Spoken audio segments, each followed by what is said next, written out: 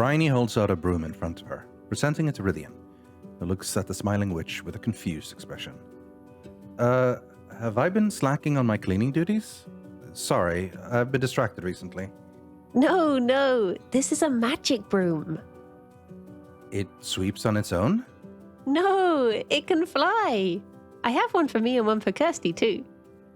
Rythian leans in to take a closer look. It looks just like a regular broom. A long, gnarled stick made of willow, a brush at the end, tied with some string. With these, we'll be able to fly. All three of us.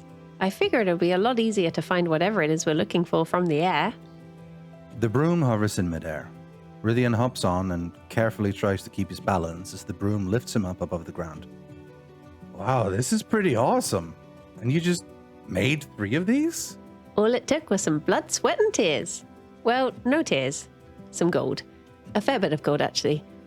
I'll pay you back. Kirsty steps out of the cottage, drinking a glass of milk. 2 dogs come out with her, narrowly avoiding knocking into each other as they sneak through the door. Copper! Silver! Stay! You two can guard the cottage, okay? We'll be back. We're just going on a little adventure. We won't be long.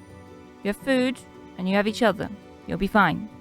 The 2 dogs look up at her with literal puppy dog eyes, silently listing the many reasons why they are trustworthy and have always been very good boys and deserve to come along on the exciting adventure the others are going on, and why leaving them behind would be cruelty of the worst kind.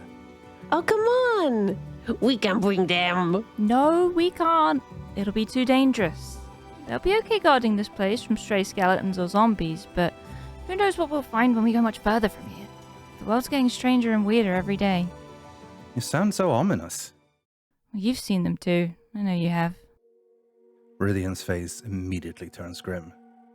Yeah, I have. You mean the long, spindly boys?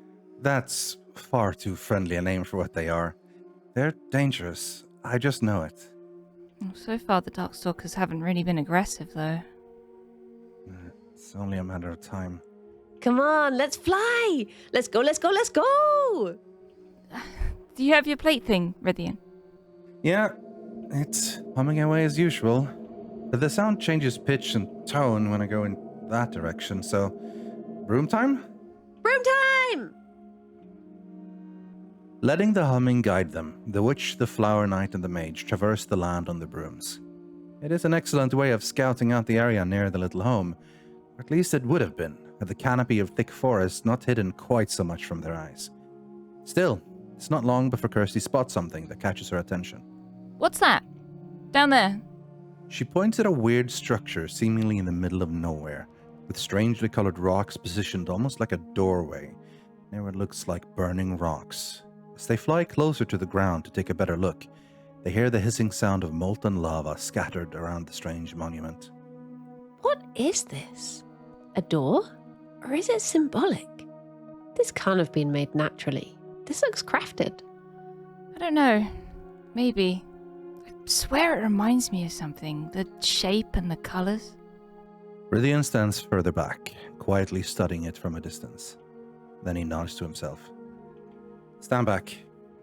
He holds out his hand, and a purple flame shoots from his palm to the doorway, and a kaleidoscope of swirling patterns appear across the threshold. Whoa. How did you know to do that? I don't know. I just did. It seemed right. Okay, so I haven't exactly seen one of these up close, but this has to be a portal to somewhere, right? To the Nether, I think, if I remember my studies correctly. I don't know exactly what the Nether is, but it rings a bell. A doorway with an obsidian frame. Crossing the threshold should bring us there. I know I'm usually the one excited to go everywhere and see everything, but is that a wise idea? We have no idea what we're going to find in there. True, but we'll hopefully be able to come right back. Maybe the humming will be stronger in there. Maybe. But I don't even know if it led us here. It led us in this direction, but it's not really changed in a particularly meaningful way. I guess it's up to you two. I'll go if you want to go. I mean, at the very least, maybe we should see what's directly on the other side.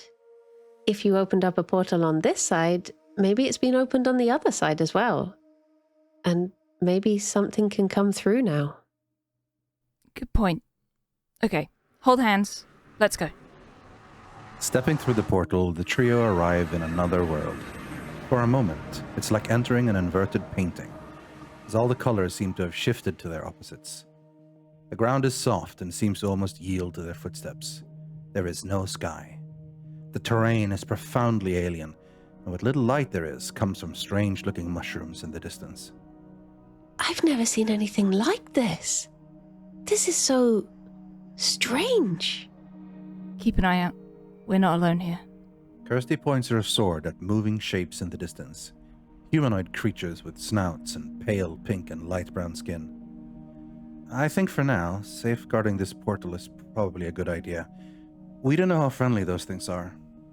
But the humming stopped. I don't think this is where I'm supposed to go. After they finish building a makeshift wall and fence around the portal, Briony wanders to a rocky outcropping nearby, looking out into the weird world they've ended up in. Look, they're here too.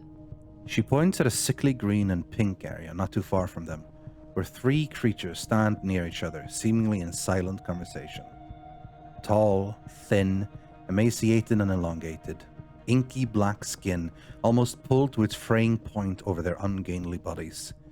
Two violet eyes burning in the complete absence of any light that is their face, unblinking, staring, hunting. Careful, Briony. Don't look at them. What do you mean? Then, all three of the Darkstalkers turn their heads at an unnatural angle to focus their eyes directly on the witch, who looks back at the creatures with curiosity. What do you think they want? From three individual beings comes one loud scream that shatters the silence. A shared, guttural, distorted wail rips through the air as all three of the creatures stare at Briony. They phase through the distance between them, drifting from one place to the next, blinking in and out of existence, their mouths opening unnaturally wide as they assault the witch with inexplicable fury. Briony! The Flower Knight leaps into action immediately, her sword a whirlwind of slashes and lunges, throwing herself in front of her charge, her friend. The Darkstalkers tear and slash, bite and rip, claws and teeth bared. Briony has her arms crossed in front of her face, a magical barrier shielding her from the worst of the assault. Kirsty's blade finds flesh, the blood, painting her sword black as she decapitates one of their attackers. The Darkstalker screams reverberating in her skull. A little help here! A thunderous explosion then, as lightning comes from a non-existent sky, striking the two remaining Darkstalkers. Otherworldly jaws erupt from the ground, razor-sharp teeth severing their elongated legs from their two thin torsos. Magical fire envelops their bodies, purple flame burning their skin to nothingness. Die! Die! Die! You don't get to be here! You're not supposed to be here! I swear I will end every single one of you! The silence that comes after the battle feels all the more strange after the screams, the cacophony, and the mage's furious words.